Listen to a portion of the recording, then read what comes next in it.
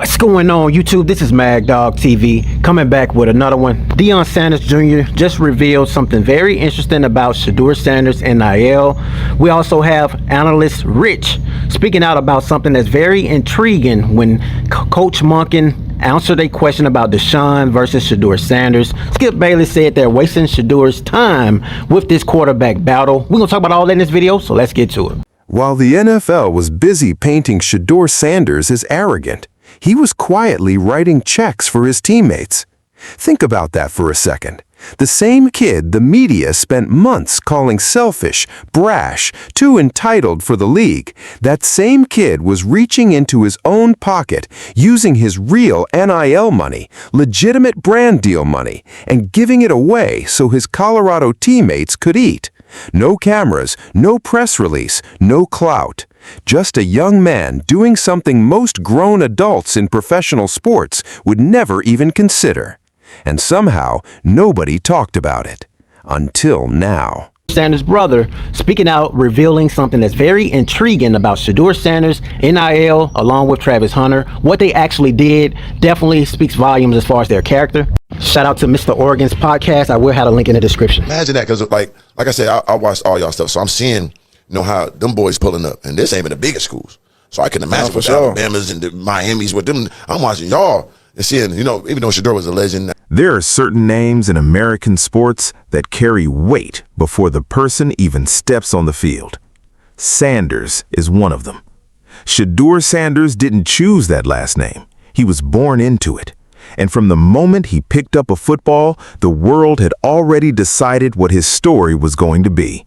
Son of Deion, too privileged, too protected, playing for his daddy's program.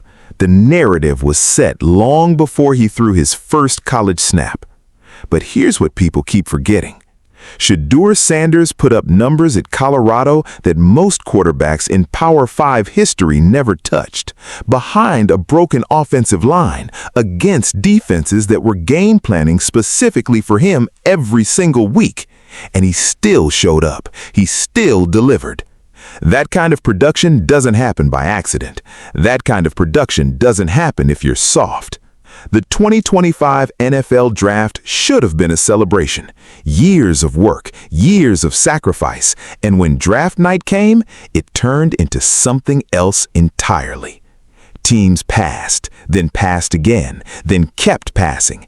So, and Travis and Shedeur were some of the only people that had that. Right. You had the Heisman winners will have the Dr. Pepper commercials and stuff, but not a lot of people had like real legit NILs. Yes. Even to this day, a lot of people don't have that. They just have the school, whatever is behind the donor fund. Yeah, they just have that giving the people money. Right. And that's not what NIL was originally created for. It was originally, like you said, using your name, image, and likeness. The phones weren't ringing the way everyone expected.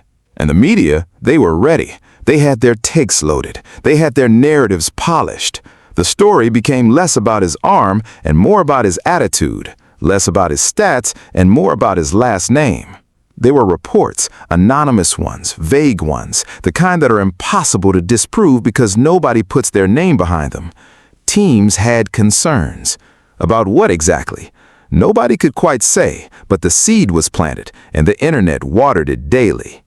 Social media ran with it. Comment sections turned ugly. A portion of NFL fans had already made up their minds before he played a single professional snap.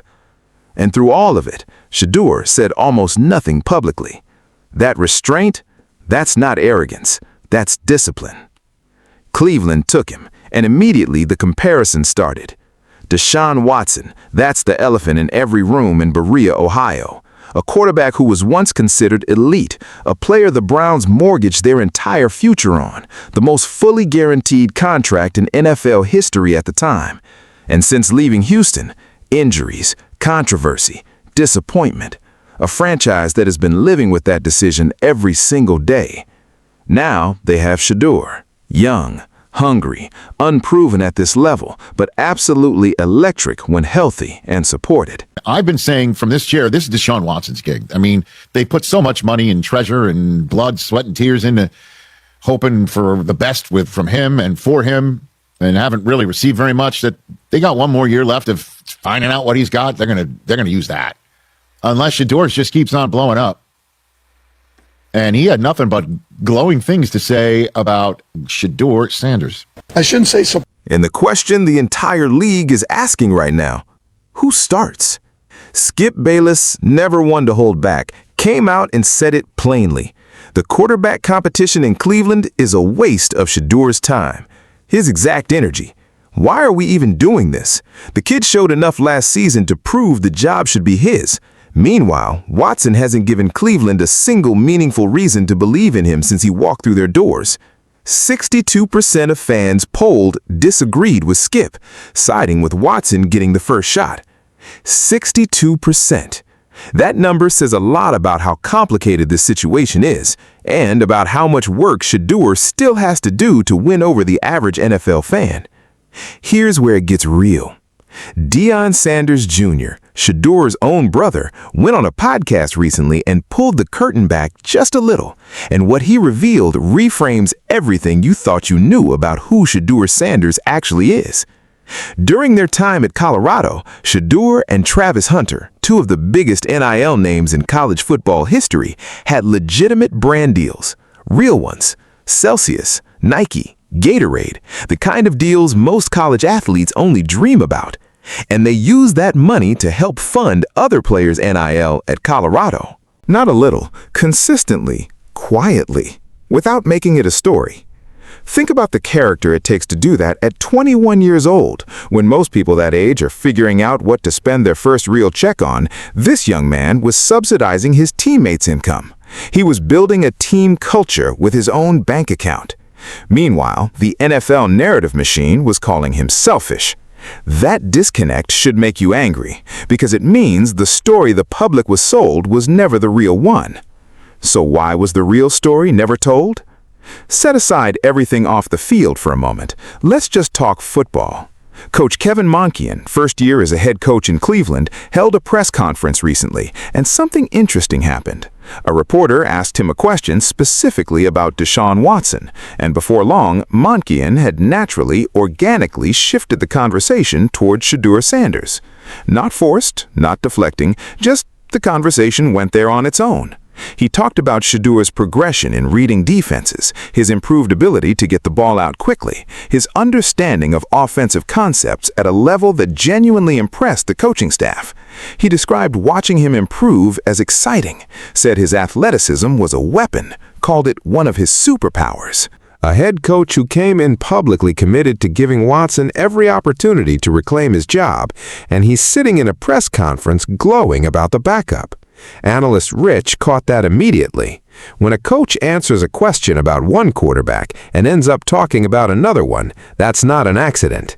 That's a tell. Browns fans are complicated. If you know the history, you understand why. This is a fan base that has seen heartbreak institutionalized. Baker Mayfield, Josh Gordon, Terrell Pryor, names that represented hope and then represented something else entirely. The city of Cleveland loves its football team with a loyalty that is almost painful to watch from the outside. And they've learned, maybe the hard way, not to get too excited too early. But something different is happening with Shedeur. The energy inside that building, according to people who have been around it, is different when he's involved. The locker room responds to him differently.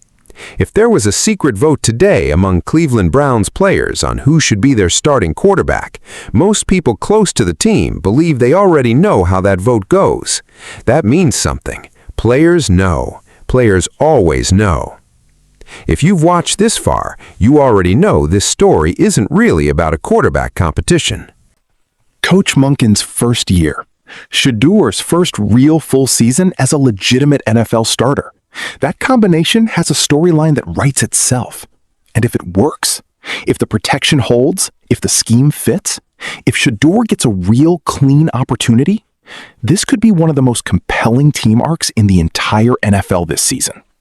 That's not blind optimism. That's just reading the room. The version of Shedeur Sanders the public thinks they know, the privileged kid, the package deal, the draft night cautionary tale, that version was never accurate.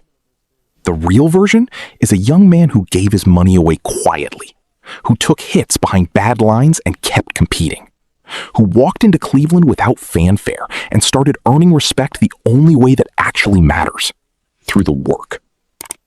He doesn't need the narrative to change. The narrative always catches up to the truth eventually. And the truth about Shedeur Sanders is just getting started.